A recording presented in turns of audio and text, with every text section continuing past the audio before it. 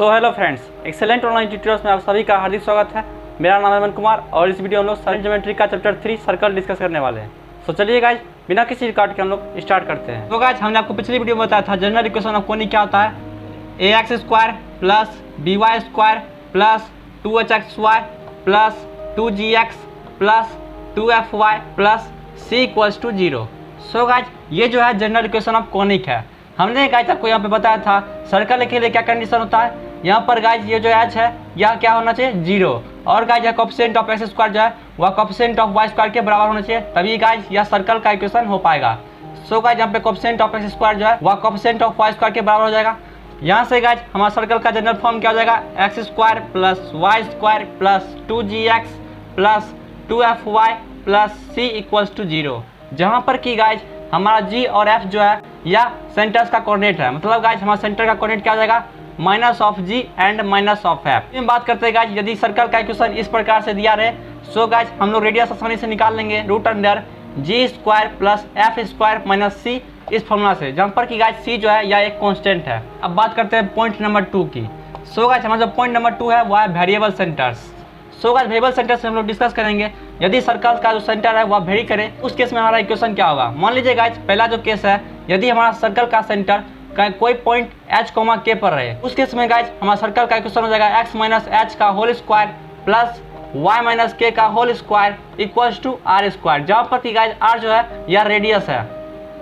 उसी प्रकार से गाइज बात करते हैं इसी में पॉइंट नंबर 2 की। सो गाइज यदि सर्कल का जो सेंटर है वह ऑरिजिन पर रहे, यानी 0,0 कोऑर्डिनेट पर रहे, उस केस में गाइज हमारा सर्कल का इक्वेशन हो जाएगा x - 0 का होल स्क्वायर प्लस y - 0 का whole square = r²। And then guys इसी को हम लोग लिख सकते हैं x² plus y² = r²। So guys इस प्रकार से यदि सर्कल का सेंटर जो है वह वैरी करे, मान लीजिए गाइज किसी एक कोऑर्डिनेट पर h, k पर सर्कल का सेंटर है, सो गाइज उस केस में सर्कल का इक्वेशन हो जाएगा x - h का whole square plus y - k का होल स्क्वायर = r², जहाँ पर कि r जो है हमारा रेडियस है। वहीं पे गाइज यदि सर्कल का सेंटर ऑरिजिन पर रहे, उस केस में गाइज हमारा सर्कल का इक्वेशन हो जाएगा x - 0 का होल स्क्वायर प्लस y - 0 का whole square = r²। So guys यहाँ से डिराइव करने पर हमारा फॉर्मूला आ रहा है x² प्लस y² = r², जो कि हमारे सर्कल का जनरल इक्वेशन है यदि जो सर्कल का सेंटर ऑरिजिन पर रहे। इसी में बात करते हैं गाइज पॉइंट नंबर 3 की। सो गाइज पॉइंट नंबर 2 में पॉइंट नंबर 3 जो है, यदि सर्कल का सेंटर जो है x एक्सिस पर रहे, उस केस में गाइज हमारा y कोऑर्डिनेट क्या हो जाएगा, 0। सो गाइज यहाँ से हमारा सर्कल का इक्वेशन हो जाएगा x - a का होल स्क्वायर प्लस y - 0 का होल स्क्वायर = r², जहाँ पर कि गाइज r जो है हमारा रेडियस है। बात करते हैं पॉइंट नंबर 4 की। सो गाइज पॉइंट नंबर 4 जो है वह यह है कि यदि सर्कल का सेंटर जो है वह y एक्सिस पर लाई करे, उस केस में गाइज हमारा इक्वेशन हो जाएगा x - 0 का whole square plus y - b का होल स्क्वायर = r²। यहाँ पर भी गाइज r जो है हमारा रेडियस है और 0 और b जो क्या गाइज सेंटर का कोऑर्डिनेट है। इसी में बात करते हैं गाइज पॉइंट नंबर 5 की। सो गाइज हमारा जो पॉइंट नंबर 5 है, यदि कोई सर्कल x एक्सिस को टच कर रहा है, उस केस में गाइज हमारा सर्कल का क्या इक्वेशन हो जाएगा। मान लीजिए गाइज यहाँ से h डिस्टेंस पर सर्कल जो है इस x एक्सिस को टच कर रहा है और गाइज इस सर्कल का जो रेडियस है वह r है। यहाँ से हमारा सेंटर का कोऑर्डिनेट क्या हो जाएगा, h, ±r। सो गाइज यहाँ से हम लोग का सर्कल का इक्वेशन क्या हो जाएगा, x - h का whole square plus y ± r का होल स्क्वायर = r²। यहाँ पर जो भी y का कोऑर्डिनेट होगा वही हमारा रेडियस होगा। सो गाइज केस नंबर 5 में हमने पढ़ा, यदि कोई सर्कल x एक्सिस को टच कर रहा हो, उस केस में गाइज हमारा जो y कोऑर्डिनेट होगा वह रेडियस के बराबर होगा। उसके बाद गाइज इसका इक्वेशन हो जाता है x - h का whole square plus y ± r का होल स्क्वायर = r²। यहीं पे गाइज अब बात करते हैं पॉइंट नंबर 6 की। सो गाइज हमारा जो पॉइंट नंबर 6 है वह यह है, यदि कोई सर्कल y एक्सिस को टच कर रहा है, सो गाइज उस केस में का जो x कोऑर्डिनेट होगा वह रेडियस के बराबर हो जाएगा। और गाइज हमारा मान लीजिए यहाँ पर y का कोऑर्डिनेट k है, सो गाइज इस केस में हमारा सर्कल का इक्वेशन होता है x ± r का whole square plus y - k का whole square = r²। So guys इस प्रकार से हमने देखा, यदि कोई सर्कल y एक्सिस को टच कर रहा है, सो गाइज उस केस में हमारा x एक्सिस का कोऑर्डिनेट हो जाएगा +- r, y कोऑर्डिनेट का क्या हो जाएगा, k। सो गाइज यहाँ से हमारा सर्कल का इक्वेशन आ रहा है x ± r का whole square plus y - k का होल स्क्वायर = r²। यहाँ पर कि गाइज r जो हमारा रेडियस है। जो पॉइंट नंबर 7 है वह यह है कि यदि कोई सर्कल दोनों एक्सिस को टच कर रहा है, सो गाइज उस केस में हमारा दोनों कोऑर्डिनेट जो है आपस में बराबर हो जाएगा। और गाइज वह किसके बराबर होगा, रेडियस के बराबर। सो गाइज यहाँ पर हमारा सेंटर का कोऑर्डिनेट हो जाएगा +- r, +- r। सो गाइज यहाँ से हमारा सर्कल का इक्वेशन हो जाएगा x ± r का whole square plus y plus minus R का whole square equals to R square, क्योंकि गाइज यहाँ पर रेडियस भी जो है वह आर है, वेक्टर का एक्स और वाई कोऑर्डिनेट भी है आर। सो गाइज यहाँ से हमारा सर्कल का इक्वेशन निकल के आएगा एक्स प्लस माइनस आर का whole square plus Y plus minus R का whole square equals to R square. Guys point number 3 की। सो गाइज हमारा जो पॉइंट नंबर 3 है वह है diametrical form. So guys diametrical form में होता क्या है, हमें डायमीटर्स के दो अपोजिट एंड्स पर दो कोऑर्डिनेट्स दे दिए जाते हैं। जैसे गाइज यहाँ पर q का कोऑर्डिनेट दिया गया है x1, y1, वहीं पे r का कोऑर्डिनेट दिया गया है x2, y2। सो गाइज यहाँ पर कोई एक पॉइंट P है जिसमें x, y है, और गाइज यह पॉइंट सर्कल पे कहीं पे भी लाई कर सकता है। इस केस में हमारा जो इक्वेशन होता है सर्कल का वो होता है x minus x1 into x minus x2 plus y minus y1 into y minus y2 equals to 0। So guys यदि डायमीटर के दो अपोजिट एंड्स का कोऑर्डिनेट दिया रहे, सो गाइज उस केस में हमारा डायमेट्रिकल फॉर्म का इक्वेशन हो जाता है x minus x1 into x minus x2 plus y minus y1 into y minus y2 equals to 0। So guys अब बात करते हैं पॉइंट नंबर 4 की। सो गाइज पॉइंट नंबर 4 जो है हमारा, यदि कोई सर्कल ओरिजिन से पास कर रहा है, सो गाइज उस केस में यह सर्कल जो है एक्स एक्सिस और वाई एक्सिस पर कुछ इंटरसेप्ट बना रहा होगा। सो गाइज हमें पॉइंट नंबर 4 में एक्स इंटरसेप्ट और वाई इंटरसेप्ट कैसे निकालता है यह देखेंगे। सो गाइज यहाँ पर हमारा जो एक्स इंटरसेप्ट है वह ए।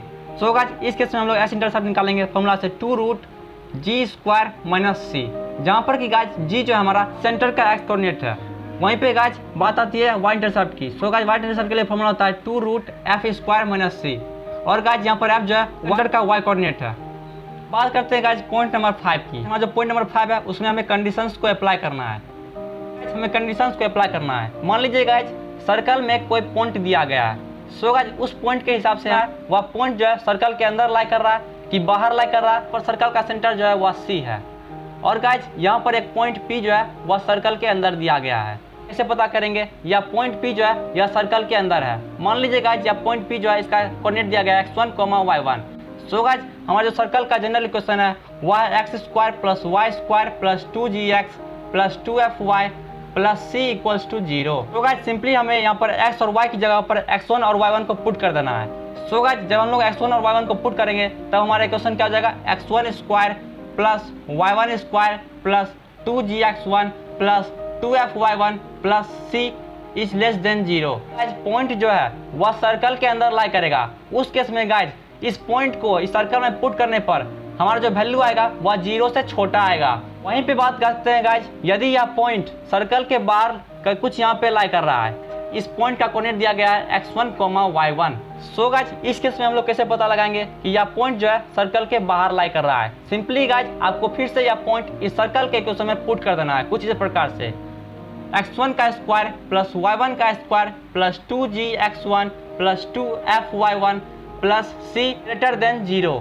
सो गाइज यदि आप यह पॉइंट x1, y1 को इस सर्कल के इक्वेशन में पुट करेंगे, वहां पर गाइज हमारा जो वैल्यू आएगा वह 0 से बड़ा होगा। बात करते हैं गाइज पॉइंट नंबर 3 की। सो गाइज यदि यह जो पॉइंट है P यह सर्कल पे लाई करे, उस केस में गाइज हमारा इक्वेशन क्या होगा। मान लीजिए इस पॉइंट का कोऑर्डिनेट दिया गया है y1। सो गाइज जब हम लोग इस पॉइंट को इस सर्कल के इक्वेशन में पुट करेंगे तब गाइज हमारा जो वैल्यू होगा वह 0 के बराबर हो जाएगा कुछ इस प्रकार से, x1 का स्क्वायर प्लस y1 का square plus 2gx1 plus 2fy1 plus c equals to 0। So guys हमने यहाँ पर 3 कंडीशन अप्लाई किया। यदि कोई पॉइंट सर्कल के अंदर लाई कर रहा है, उस केस में गाइज हम उस पॉइंट को सर्कल के इक्वेशन में पुट करेंगे। सो गाइज वहाँ पे हमारा वैल्यू जो है वह 0 से छोटा आएगा। यदि गाइज वह पॉइंट जो है सर्कल के बाहर लाई कर रहा है, उस केस में गाइज उस पॉइंट को सर्कल के इक्वेशन में पुट करने पर हमारा जो वैल्यू है वह 0 से बड़ा होगा।